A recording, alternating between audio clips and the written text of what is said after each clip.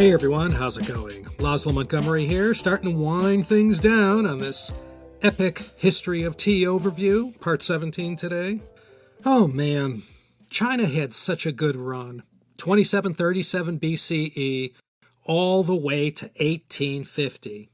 4,587 years. That's a nice stretch by anyone's reckoning. Shoot, Standard Oil only had their monopoly for not even 40 years.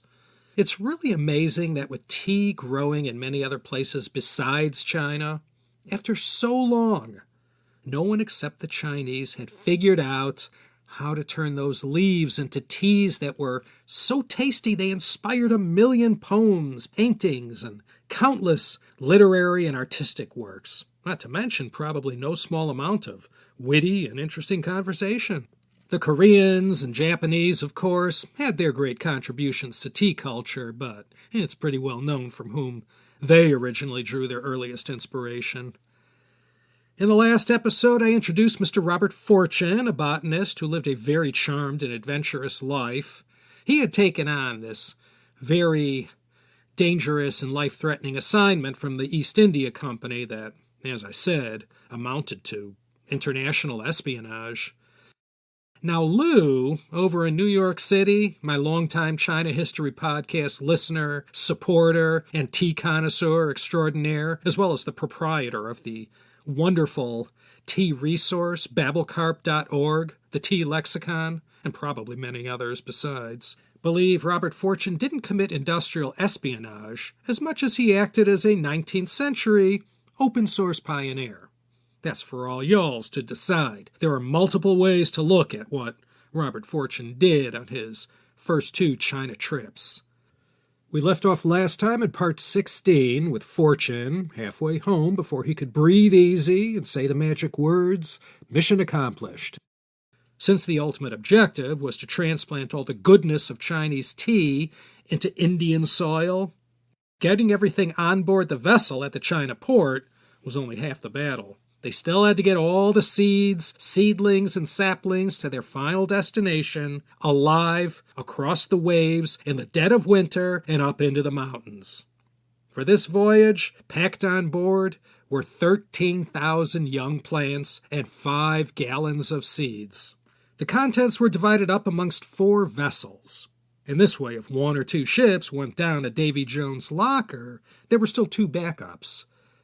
Fortune only went as far as Hong Kong. Once again, the Wardian cases, invented, tested, and proven effective in the field by Fortune, were the unsung heroes of that momentous 19th century saga. Dr. Nathaniel Bagshaw Ward, quite an impact on the world he ended up having with his invention of the terrarium. This invention, by the way, led to the vivarium and the aquarium. Fortune had managed to pick a first-rate crew of gardeners to babysit everything and ensure the integrity of the cases from port to port. One had to be very careful because once you opened up the Wardian case or a crack appeared, it was over for the contents. When you sealed it shut, the whole system inside the Ward case maintained itself. Fortune had done his job well for the company. Now it was time for him to kick back and let his counterparts in India take over the operation. If Fortune was the perfect man for the undercover job in China, Hugh Falconer was the best man for all that needed to be followed up in India. He was a Scotsman like Fortune, who already enjoyed some fame and repute as an accomplished paleontologist, geologist, and botanist. Falconer had already been in the tea business in India since 1834. He had been chosen by the British officials in that part of India to spearhead the development of tea plantations in India that could compete with and later supplant all Chinese tea imports. He had left India for many years, but found himself back in the employ of the government, managing the tea operation that Fortune was participating in. His role was to be on the receiving end of the cargo and to manage the transport of the China tea to its first destination, the Saharanpur Experimental Gardens in Uttar Pradesh. That was a good 1,500 kilometers from the mountains of Assam to the east. As the tea made its way up the mountains to its final destination, a bit of a disaster occurred when some dimwit official went and opened up the Wardian cases to take a look inside. But whatever calamity like this, big or small, that the group encountered as they made their way to Saharanpur, well, they got through it by improvising. Once they arrived at the experimental garden station, they were met by Deputy Surgeon General William Jameson. He was serving in his early years of a long stint at the garden that would last till 1875. Of the 13,000 seedlings of green tea bush, 1,000 were still alive, but by the time they reached their destination, only 3% of what left China was still viable. So although everything made it on board the vessel okay, in the end they learned from this green tea mission that the transport methods were equally as important as the procurement. In retrospect, Jameson ended up being the weak link in the chain of key players. Falconer blamed the failure of the mission on Jameson, and Jameson pointed his finger at Falconer. It was a huge disappointment and somewhat of a setback. Fortune had gone to a lot of trouble in Anhui and Zhejiang to procure these seeds and plants. Bear in mind, when this was happening, in 1850, all the tea developed in India had been green tea. Black tea is still not quite yet a reality in India. So getting that black tea process just right was important to the tea planters in India working in the employ of the British authorities. What was happening now in the northeast of India was sure going to be important down the line to the people in the sugar business in the West Indies. Their product was destined to sweeten the tea in dozens of millions of teacups the world over. The scandal of the Prussian blue and gypsum being added to green tea as food coloring caused a seismic shift in the popular demand for an alternative brew. The first World's Fair, the 1851 Great Exhibition held in Crystal Palace, turned out to be the perfect venue to announce the matter of these toxic additives being maliciously mixed in with China green tea. With the introduction of this deadly food scandal into the public discourse, it had predictable results. It caused the British public to more quickly accept this new Indian black tea over the Chinese tea they had known all their lives. Black tea was standing in the wings when green tea got that bad rap. And when China tea got a bad name, the Indian tea industry was just getting ready to stand up for the first time. Fortune received word about the setback in the green tea mission while he was still in China. Now this black tea mission, with its goal to procure the best specimens he could get his hands on in the Wuyi Mountain area, was going to be even more important. A newer and more reliable transport method had to be figured out. Fortune did things different this time around when it came time to ship this new lot of tea. He came up with this brilliant idea to ship the seeds already planted in the soil inside the Wardian cases. And this turned out to be the game-changing, simple solution to the vexing problem. By the time this vessel arrived in Calcutta, the tea seeds packed in the 4-foot by 6-foot glass cases had all germinated. That is to say, of the 20,000 Chinese tea seedlings packed by Fortune, 12,838 had survived the trip, sprouted, and were beginning to grow. Fortune tried this transport method again, sending another shipment of planted seeds. Everything arrived in perfect shape. This new method, thought up by Fortune, was not only more effective than shipping actual plants, it was also much easier to execute. Now they had to get them into the Indian soil and launch a multi-billion-dollar industry. To do this, Fortune used his relationship with the traders Dent and Company to procure the employment services of 8 China tea experts. These 8 Chinese signed a 3-year deal to stay in India and show the plantation workers and management everything there was to know about how they did it back in Fujian.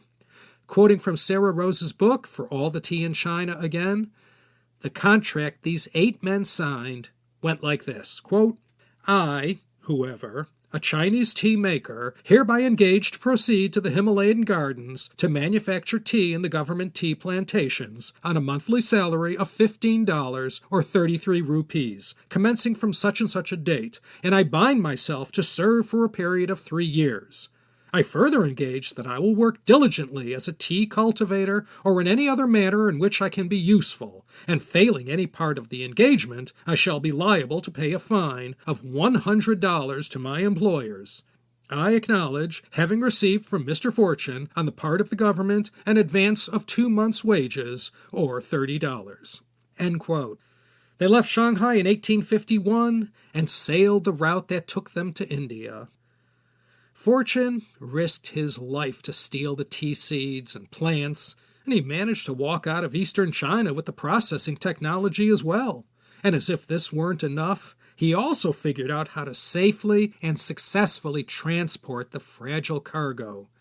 Then for his encore, Robert Fortune managed to rustle up 8 tea experts from China who were willing to sell out their country for a pittance by transferring this technology to the British in India. And last I checked, the British or Indian government never sent any royalty checks to Beijing.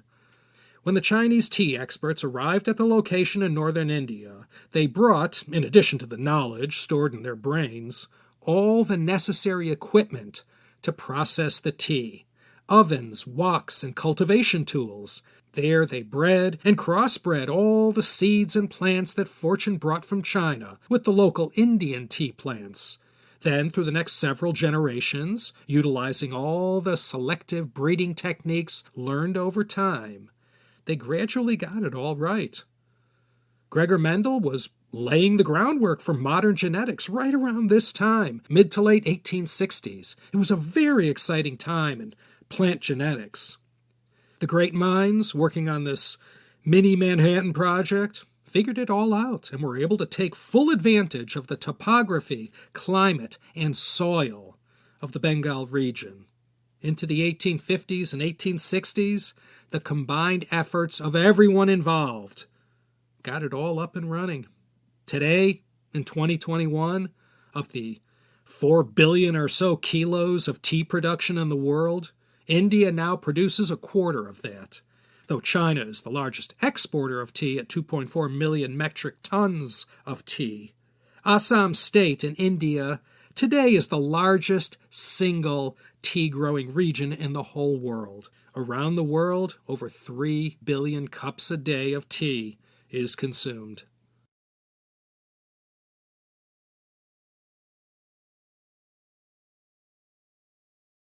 Fresh on the heels of their success in Assam, another new tea town was planned in Darjeeling, several thousand feet above sea level. The Darjeeling operation was seeded with tea seedlings developed at the experimental station, still going strong in Saharanpur.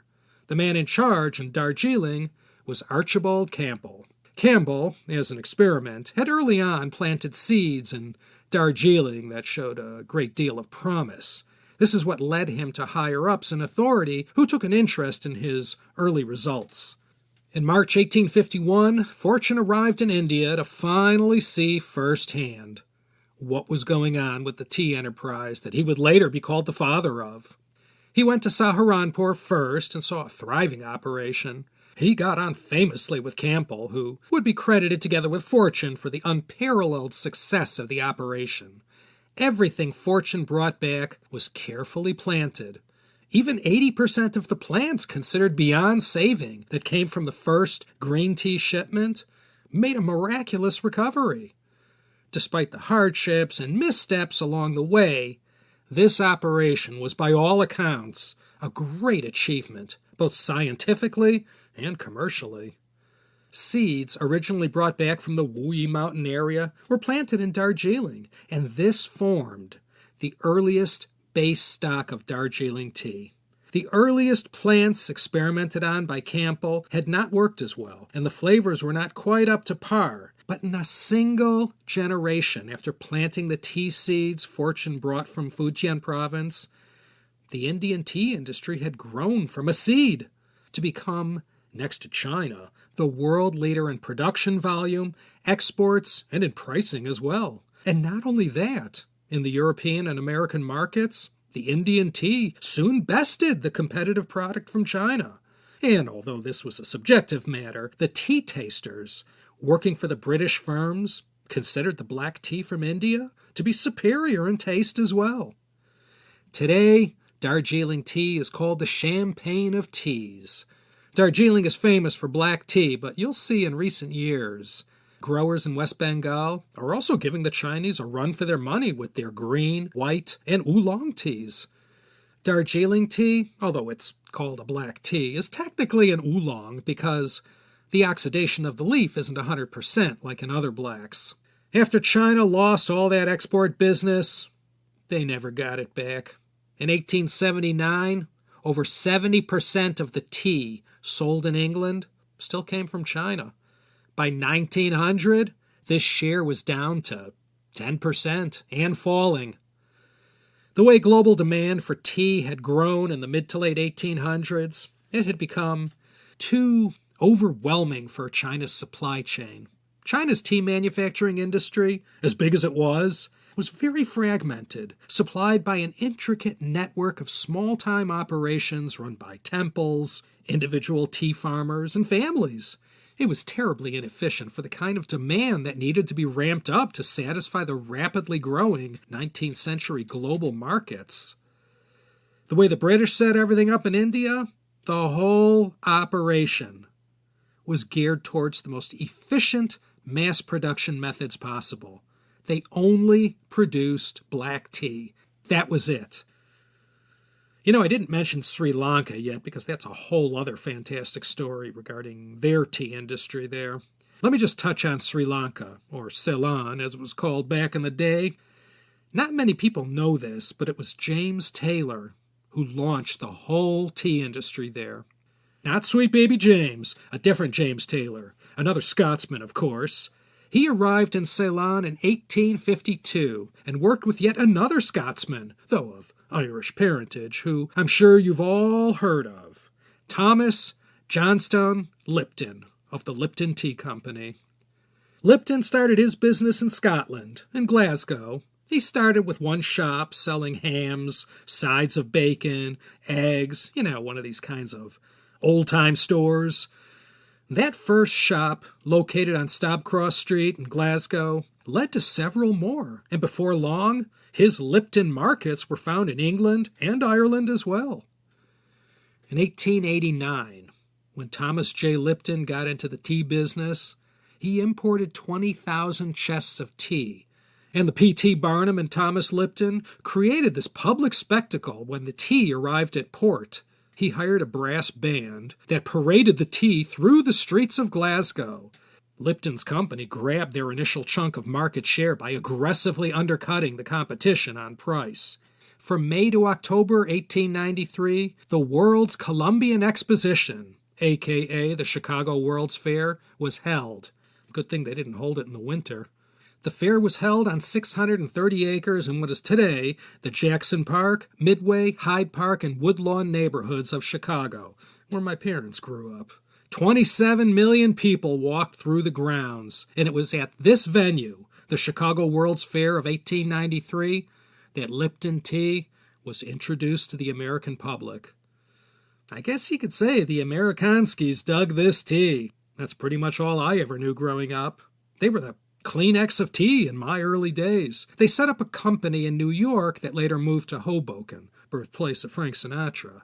The Lipton tea brand is owned since 1971 by the Anglo-Dutch giant Unilever.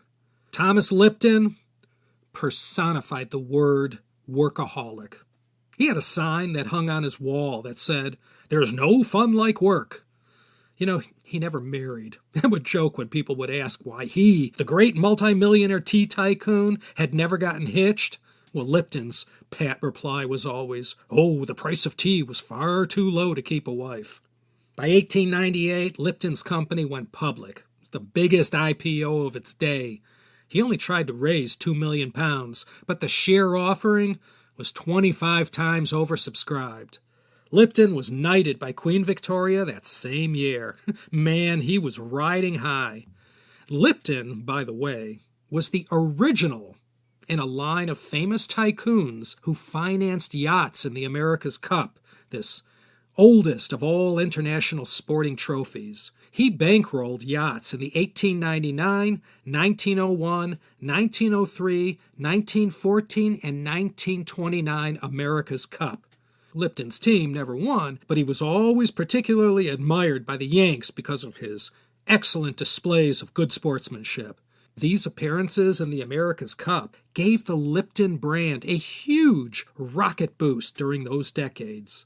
Alan Bond, Sir Michael Fay, Bill Koch, and Larry Ellison all followed in Lipton's footsteps in using their financial might to win this coveted trophy. Lipton and James Taylor met in 1890, and with Lipton's money and management know-how and Taylor's success in growing tea in the highlands of Ceylon, well, this island began to join its neighbor India as a major world grower of quality black teas. The first seeds to be planted in Ceylon came from tea plants from Assam, the indigenous variety of Camellia sinensis. The British built the tea industry in Sri Lanka very much as they did in India. It's another great history and has spawned all kinds of stories and interesting people. The British did the same thing in Kenya, too. Kenya today is a major world producer of tea. It was brought there in 1903, back in the British colonial days. They brought tea to a lot of places.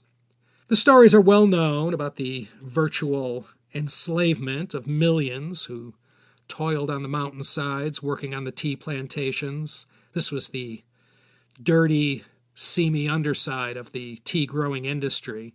This aspect was no less odious than the chapter on opium. It's a very well-documented side of the history of tea. By the mid to late 1800s, tea had become a mature and established global enterprise with major exchanges in several cities to buy and sell tea. Up until Fortune's time, tea had always been a sort of a mom-and-pop industry despite the huge volumes of exports beginning in the 1800s. Of course, nowadays in China, you have massive modern tea operations that manufacture bulk commodity-grade teas using all the latest machinery. But the quality remains in the artisanal tea trade. You'll see in all the web dealers of tea and in serious tea shops, all the action is with quality, loose-leaf tea that is still being made in China the old-fashioned way. As expected, China later got into the poppy growing and opium manufacturing business. That had an immediate effect on British opium exports. The EIC sent Fortune again as their agent to go check out the operation and procure samples of the China poppies for analysis. After this consulting gig, Fortune was retained by the U.S. government to assist them in building a tea operation in the southern United States. And this involved another China trip where Fortune had to go bring back some more seeds. This whole trick had been thoroughly learned and perfected by this time. Between March and August 1858, Fortune did his work for the Amerikanskis, but when he brought everything back, his employers gave him his walking papers and said they'd take everything from there. According to what I read, Fortune ended up getting stiffed by the Yanks, and they never paid him. And in the end, all the hard work came to naught, because when the U.S. Civil War began, a few years later in 1861, it wasn't the best time to be setting up a tea plantation in the South. Robert Fortune made one last trip to China in 1862. This one was as a private citizen. He also visited Japan, and in both places brought back the usual array of plant specimens and curiosities. He died in 1880, leaving an estate worth 40,000 pounds, which in today's inflated world would come to about $5 million. Robert Fortune gets credit for more than acting as the tip of the spear and bringing Chinese tea plants and know-how to India. He was the first to successfully bring hundreds of species of plants to England, among them bleeding hearts, winter jasmine, white wisteria, 12 species of rhododendron, and the chrysanthemum. Not too many people can say they proved the great Carl Linnaeus wrong, but fortune did when he discovered green and black tea. Both came from a single species. And had it not been for fortune, observing all the poisonous additives being mixed in with the green tea supply from China, who knows how many lives might have been lost. Okay, that's all I got for you today. More next time, I assure you. So please do consider coming back. I mean, you made it this far, you may as well stick around to the end. Don't forget, over at the website, teacup.media, you can find a list of all the Chinese terms used in this and every episode, as well as a few different ways to support your humble narrator and all these podcasting endeavors. Once again, that URL is teacup.media. This here is Laszlo Montgomery signing off from Los Angeles, California. Do consider coming back next time for another Episodio Fascinante of the Tea History Podcast.